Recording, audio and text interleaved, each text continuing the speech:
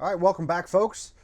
Today I want to dive into the subject of barrel harmonics, or barrel tuning, or barrel dampening. I don't even know what to call it. I'm simply trying to explain something that we've observed here on this channel over the last 2.5 years. 2.5 years ago, that's when I bought this. This is my Silencerco Omega suppressor. We've shot thousands and thousands of rounds of ammunition through this suppressor right here on this channel, and never once have we screwed this onto a gun and shot bigger groups. We've never lost precision. Sometimes we'll see a significant point of impact shift when we screw it on, but the groups always get better. In a few rare cases, they stay the same, but usually they get better, and oftentimes it's significantly better. And the hope for today's video is to maybe get some clue as to why that happens. Now, we're not breaking any new ground here. This is a very common subject of discussion, but everything I read, everything I watch doesn't really explain my specific situation. Now, this is not the first time I've tried to start filming this video. In my previous attempts, what I find is the more I talk, the dumber I sound. I claim no expertise or knowledge on the subject. I'm just bringing you along as I test some stuff and try and figure it out. A couple of my favorite sources of information that I've found. First of all, Deresonator Rex on YouTube has got a series of videos called Sniper 101. It's 101 videos, probably 30 to 50 hours long. It is a massive source of information. And if you haven't watched through that, I would strongly encourage you to. So the 7th video in that series is called Rifle Vibrations and Harmonics Explained. That video does a good job of talking through what's going on and how it relates to accuracy. Another great source is the Optimum Barrel Time paper. Here in the reloading world, if you hear people talking about optimum barrel time, that all goes back to an article or white paper or whatever you want to call it that was written quite a while back that goes into great detail about the vibration and shock waves that are traveling up and down a barrel as we shoot. And it basically comes down to tuning your loads so that the bullet exits the barrel at a particular time in the travel of that shock wave. I mean, it's really amazing. That shock wave, when a round is fired, travels to the muzzle, back to the receiver. It does that round trip 4 to 5 times before the bullet leaves the muzzle. It's fascinating stuff. I would definitely suggest you read that. I'll have links for all of this stuff down in the description of the video. Now, Fun Shoot Videos on YouTube has a 3-part series called AR-15 Barrel Harmonics, where they talk about it specifically related to the AR-15. So you get my idea. There's lots and lots of great information out there. But what frustrates me is pretty much all of these sources and just it's accepted as common knowledge around the gun community that anything that can be gained through barrel tuning could also be gained by careful hand loading. It's presented as an either-or situation. You either tune your load to your gun or you tune your gun to a load. The problem I have with that is the gains I see from adding the suppressor are oftentimes much greater than I can achieve by hand loading. This makes a bigger difference than this. Now, that's not to say that most people think that any barrel that's reasonably well made should be able to shoot extremely tiny groups with proper hand loads. You know, like the first thing most people do when they're after precision is they put a big old fat heavy barrel on their gun. So of course a big fat heavy bull barrel is going to be stiffer, more resistant to vibration, I guess. That's just common sense, it seems. So if we consider the case of my Thompson Center Compass chambered in 6.5 Creedmoor, it's a hunting rifle. It's got a reasonably thin sporter barrel, and when I take my suppressor and screw it on that gun, it shoots amazing. Groups of 0.5 to 0.8 inches at 100 yards. Extremely common with that gun. We've got video after video here on the channel shooting those types of groups out of that little gun. If we take off the suppressor, it shoots 1.2 to 1.5 inch groups usually. So is screwing this suppressor onto that gun making it act like a heavier barrel? Is the weight at the end of the barrel dampening those vibrations? That's exactly what I want to look at here in this video. So the best way I could come up with to test that was to get a bunch of other muzzle devices of various weights. That's what you see lined up here. I put a call out to my audience to see if I could borrow some muzzle brakes and flash hiders and stuff of various weights. And I've got 10 different things we're going to screw onto the barrel.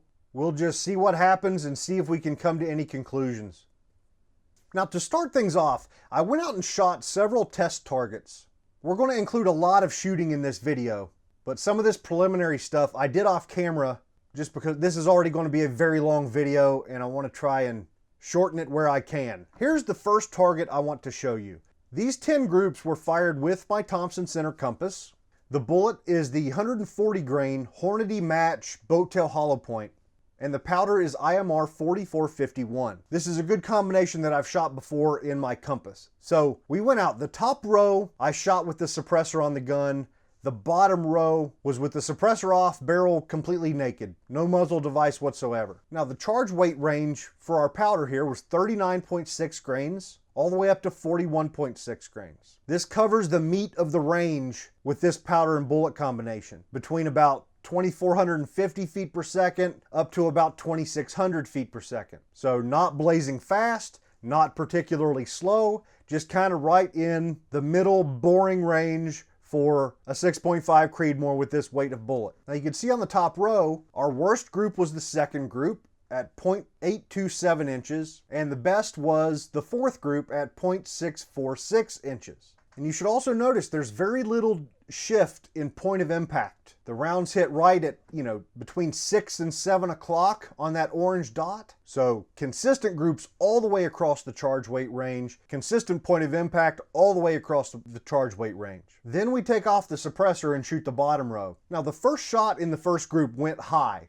like 2 inches high, almost up into the group above it. You'll see the little arrow I drew there, pointing which group it belongs to. I had made a 2 MOA scope adjustment and still shot that much high. So what I ended up with is between 3.5 and 4.5 MOA of shift in point of impact here. So after that first shot, I made an additional 1.5 MOA downward adjustment, and left it there. So the rest of these groups, these 5 groups, were all shot with the exact same scope setting, except for that very first shot. So that first group was the best. It came out at a 0.602 inches for the 4 shots, but things get a whole lot worse. Our middle group of 2.093 inches was the worst. You'll notice this dramatic slope in point of impact shift. So we went from great, consistent, stable groups with a stable point of impact to wildly varying groups with a huge shift in point of impact. So whatever's happening to this gun when that suppressor gets screwed on makes a profound difference with the Thompson center compass. Now the next target I want to show you is the exact same loads, same powder, same bullet, same everything, but these were fired from my Ballistic Advantage barrel in my AR-10. Once again, top row is with the suppressor. The best group was the last group, 0.754 inches. The worst was just to its left at 1.144 inches. Still very good shooting. We don't have a ton of rounds through this gun yet, but I'm extremely happy with these results. Starting out with the AR-10. Once again, very little point of impact shift, pretty consistent groups, and it's all good.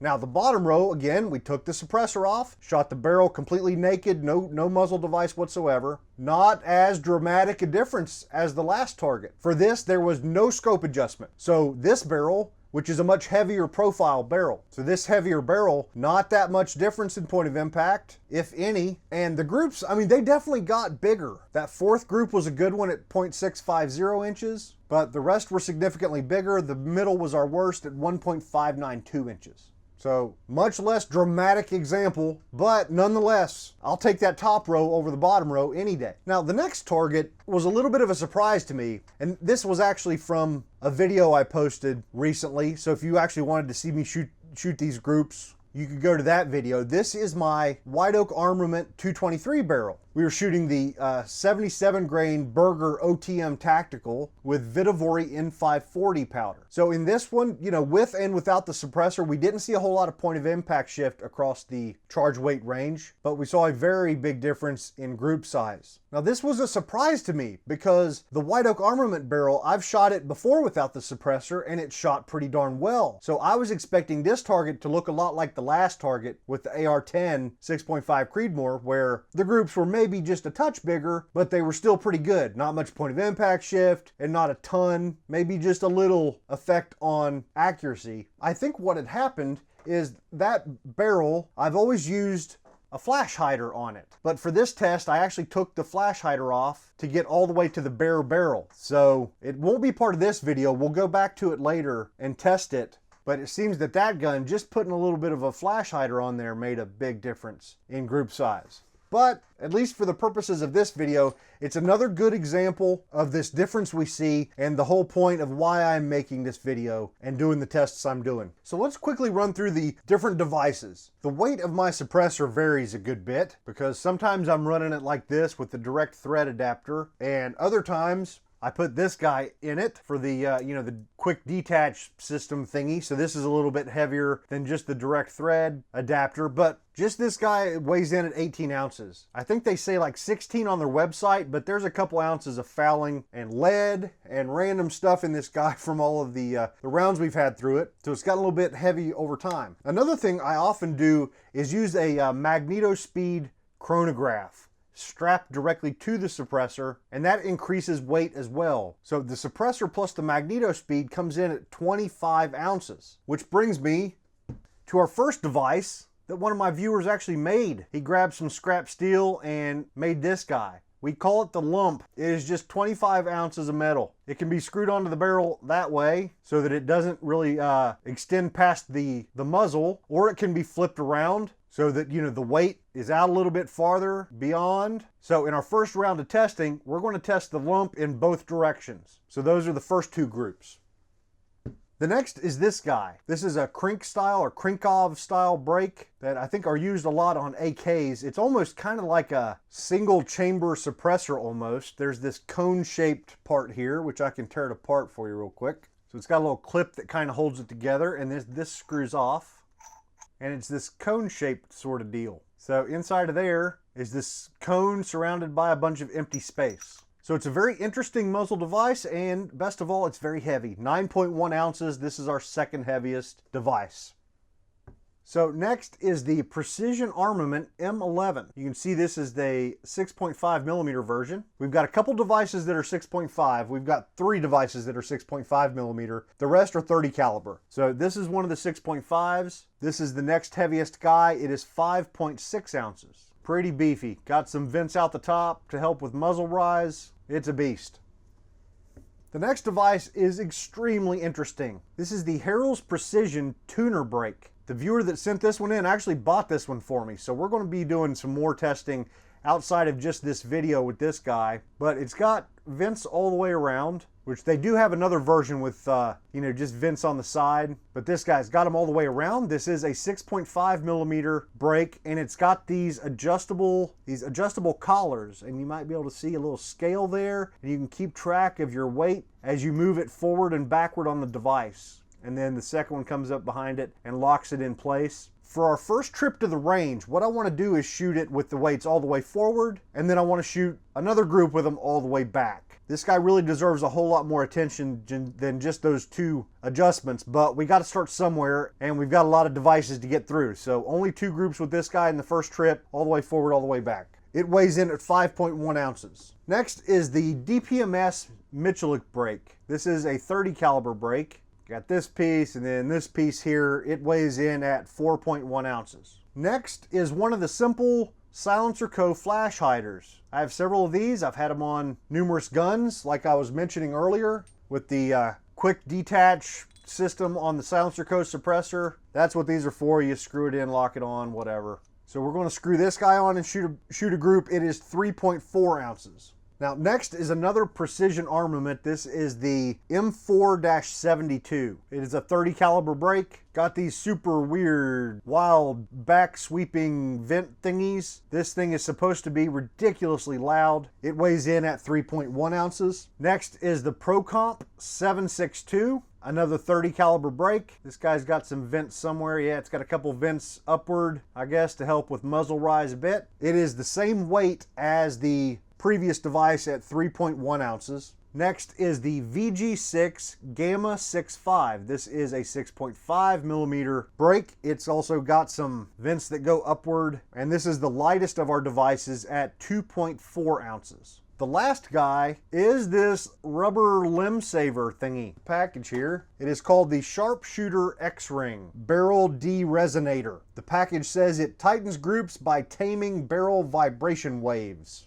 This just slides over your barrel. It weighs almost nothing, it's 1.1 ounces, and the instructions say for a free-floated barrel like our Thompson Center Compass has, you're supposed to put it right out by the muzzle. If your barrel contacts the forend, you're supposed to have it back right up near the forend. So we're going to shoot it in both positions. One group out at the muzzle and another group back close to the stock. Now I also picked up a second one of these LimbSavers. They make two sizes. This is the bull barrel size. We might need this guy if we decide to put it onto the AR-10. The Ballistic Advantage barrel is pretty big, so I don't know if that guy would squeeze on. These are only about 10 bucks a piece. There's another company that makes something similar, bit of a knockoff, I think, called the Blackjack's gun barrel dampener. So these rubber vibration dampener style, I can't wait to see what they're going to do. So that makes for 13 groups we need to go out and shoot. 2 with the lump, 2 with the Harrells, 2 with the LimbSaver, and then 1 with the rest of these guys. We're going to shoot some 5-shot groups at 100 yards, and then just come back and evaluate the target and see if there's any sort of trend that is revealing itself. If my initial hypothesis here is correct, that the biggest thing here is just the weight, then what I expect to see are good groups with the heavy devices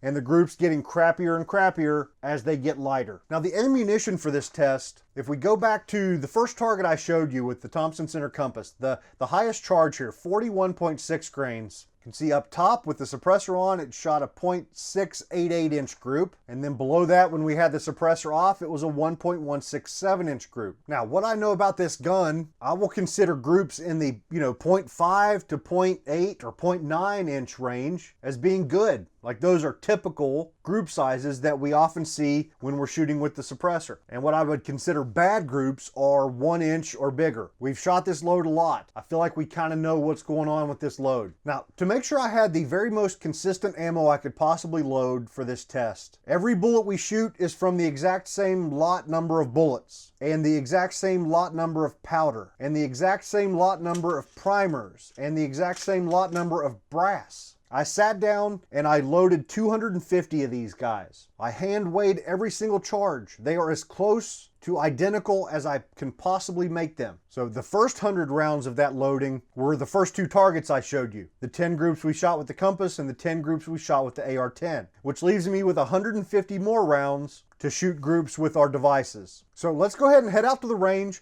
We'll shoot these first 13 groups, and then we'll come back here to the bench and try and make sense of what happens. So let's get out to the range. Okay folks, let's get started. I've got a target at 100 yards. We're going to experience a lot of point of impact shift today, I suspect, so I've tried to space my dots out. Hopefully we can keep track. The 0 on my scope, I set it for the middle. I've got a 0 with the suppressor and I've got a 0 for the naked barrel, so right now I've got it right in the middle of those two. So I expect the heavy muzzle devices to hit a little bit low, and then as we get lighter, it'll climb up and end up shooting high with the lightest stuff. That's my guess. So we're starting out with the lump. The lump is currently turned in its forward-facing position, so it's hanging out beyond the barrel. So let's shut up and get to shooting. 5-shot groups, the dots are 1 inch.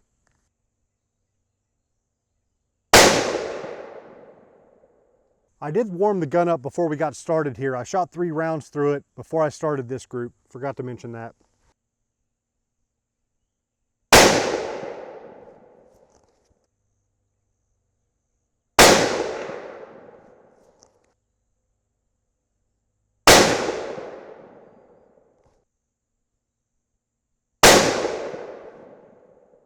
Okay, so next is the lump again, except this time it's flipped around and the weight is actually behind the muzzle. See how it does.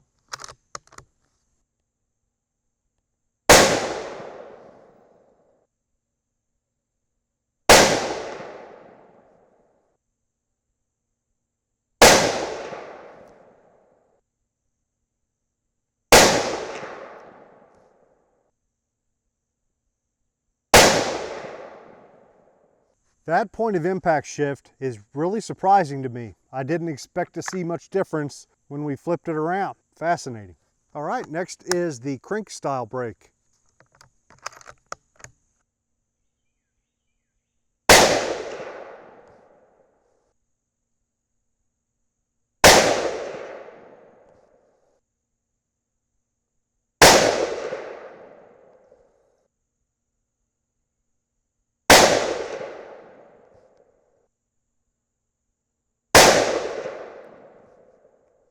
Well, that's kind of disappointing.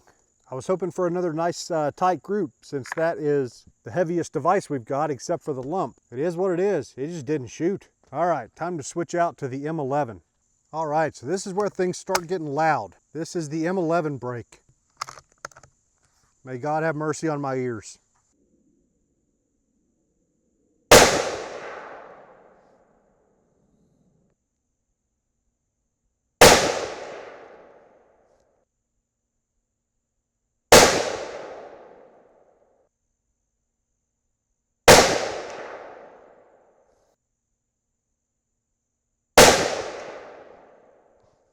Well, crap. I was really hoping for some better results here with the first couple devices. All right, time to move on to the next one. All right, so next up is the Harrell's Precision Tuner Brake. For the first group here, the weights are all the way forward. Let's see what happens. I am going to go ahead and move down to the next row of dots.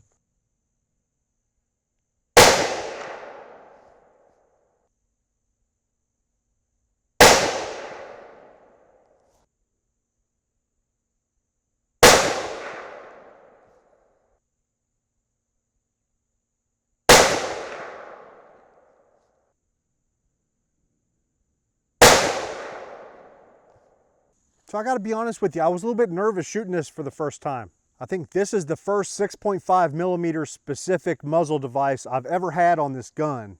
Everything else has been 30 caliber stuff, my suppressor and junk, and the flash hiders are all 30 caliber. So this brake does not have much clearance around, between the bullet and the brake itself. And all the warnings on the Harrell's website about having a gunsmith install it and check all that crap. So, I was a little bit nervous, gotta be honest. But it looks like Thompson Center cut some halfway decent threads in this, maybe. I don't know. All right, let me move the weights on this brake and we'll shoot another group. Okay, so now the weights are moved all the way to the rear. The Harrell's brake actually has a little scale on it, and each turn of the adjustment ring thingy is 10. And the scale goes from 0 to 150, so it's 15 turns of the adjustment ring. So now it's on 0. Last group it was on 150, now it's on 0. Let's see if it still groups.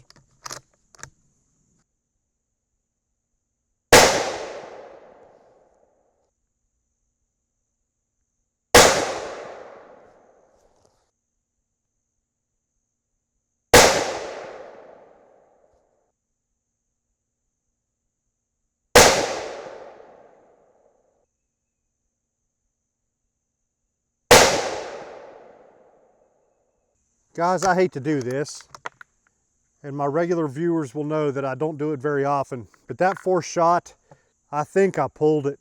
Still, even if we don't say I pulled it, it's still not bad. 4 out of the 5 were perfect, and we've got that other group with this device to hang our hat on. So, I am fighting an overwhelming urge to keep shooting with this. Like, I want to shoot another group with it in the middle of the adjustment range. I want to shoot the rest of the day with this thing. But we've got a whole lot more devices to get to. I feel like this one's already proven what it can do. It's time to move on. Okay, next up is the DPMS Miculek brake.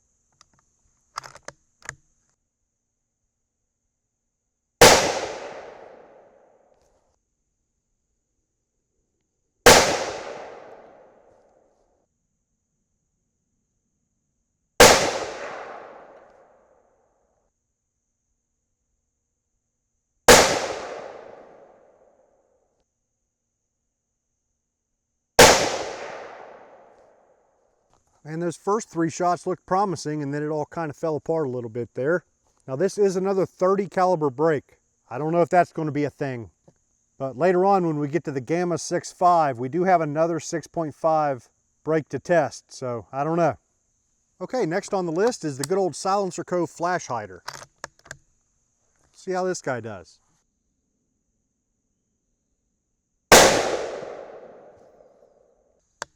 All right, so that was a lot of recoil after shooting all those breaks.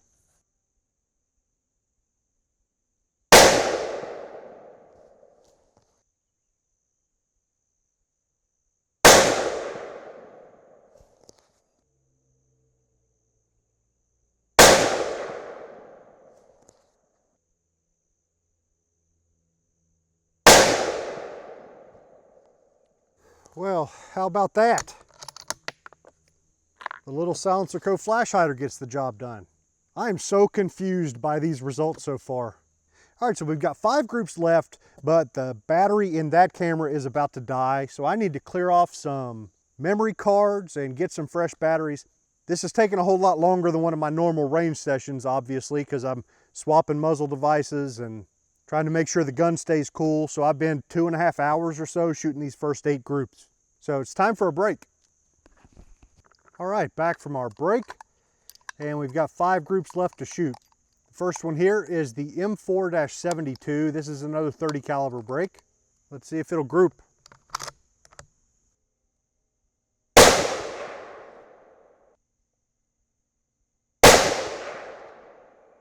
Okay, I'm not sure why, but this camera has decided to start acting stupid. So I'm not sure if I lost the footage from earlier. Just in case, we're shooting the M4-72 and we're on the 3rd shot. Tell you what it might be the freaking concussion from this break hitting the camera, because this is a pretty gnarly break. Like the vents or whatever on the side are angled backward, so the camera's probably taking a beating.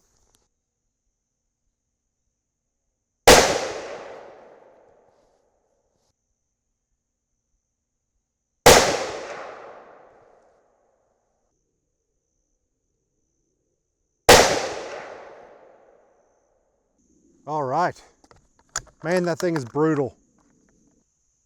Okay, next is the Procomp 7.62. As you might be able to guess from the name, this is another 30 cal break.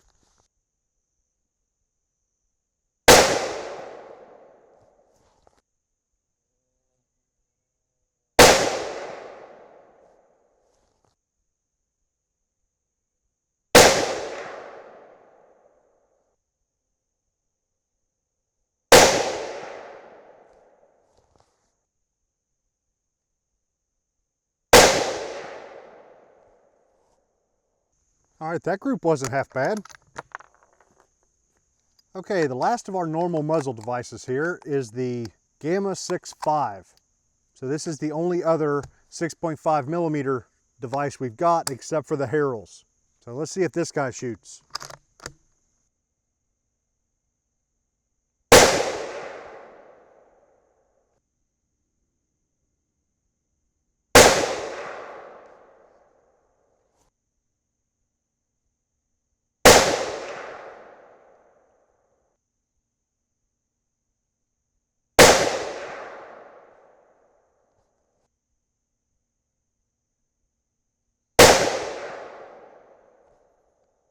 Boy, except for that one, it was trying to stack them in there, wasn't it?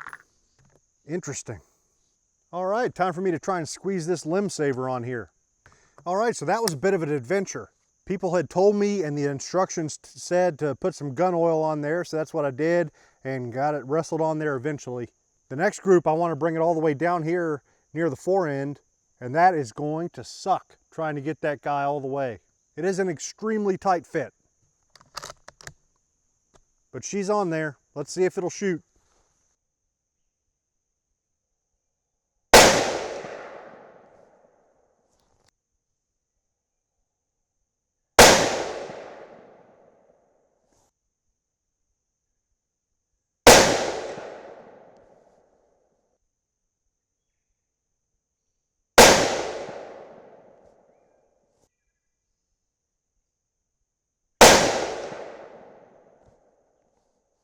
Holy crap, folks. I like that one. Let me see if I can wrestle this guy down to the other end. All right, so that wasn't quite as bad as I thought it might be. Once I got her sliding, she slid all the way down, reasonably easy. Now in the instructions for this guy, it says that this position is best for a non-free floated barrel. The compass does have a free floated barrel, so it suggests we have it out at the end like we did in the last group. So we're breaking the rules here, man. Let's see what happens.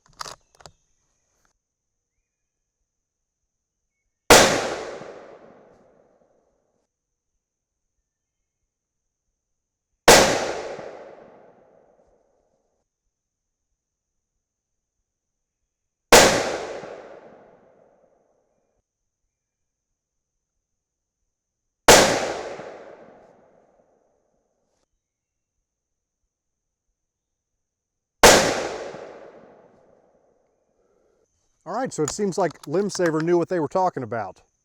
Pretty dramatic difference there from the move. Very interesting stuff. All right, folks, I am thoroughly confused, but all we can do is get back to the bench and try and make sense of it. Okay, so do any of you have a fucking clue what just happened? Because I don't. I am so confused right now. I shot these groups on Sunday. It is currently Thursday, so I have spent all week thinking through this target and I'm making no progress. My weight hypothesis is clearly garbage, totally wrong. That's the only thing we can be sure of right now is that, holy crap, I was super wrong. Well, let's look at a couple things here real quick. I tried to cut and paste all the dots into a big long row here so we could look at the change in point of impact with the different devices. Not a big surprise here. The first two on the left were the lump, so tons of weight, and that point of impact was super low. I was a little bit surprised how much difference there was between the two positions we had the lump in. But once we moved on to the crank, and then from there forward, the point of impact was reasonably consistent.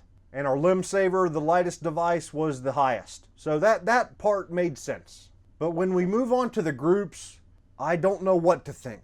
So here they are, and I've ranked them from number 1 being the best group to number 13 being the worst group. And we had 7 that I consider good. So let's put a little circle around those guys. So can anyone tell me what the lump, the Harrell's Precision Tuner Brake, the Silencerco Flash Hider, the Gamma 6.5, and the LimbSaver, what do all of those have in common? I don't know, other than the fact that they shot good groups for us today. The only one I really kind of feel bad about is the Procomp 7.62. It was trying to put together a good group, and then it had that one low flyer. So I definitely want to reshoot with the Procomp 7.62 to give it another chance to impress us. But other than that, like the others, none of them were really even trying to group. Now, one thing I'll say, out on the range, I had forgotten that the M11, the Precision Armament M11, I had forgotten that that is also a 6.5 millimeter device. Because out on the range, I was thinking like, you know, the Harrell shot well, the Gamma 6.5 shot well. I thought maybe there's something to that, you know, a break with the appropriate size opening. Maybe that's an important thing. But the M11 was our 11th worst group, and it was a 6.5 device. So that's another one. I definitely want to shoot the M11 again. So I don't even know what to say here, folks. I feel completely lost. I have no explanation. I can't wait to hear what you guys have to say. So we're just going to end this video here in just a minute. I'll get feedback from you folks, and then we'll have a follow-up video. We've still got 85 rounds of this ammo to test with, and we can load more if we need to. But I don't know whether to move on to a different gun or what. But yeah, I definitely want to do some reshoots. And here's another thing I want to do. I want to try some of the devices that did not shoot well, especially the two I already mentioned, the PA M11, that dude right there, and the Procomp 7.62.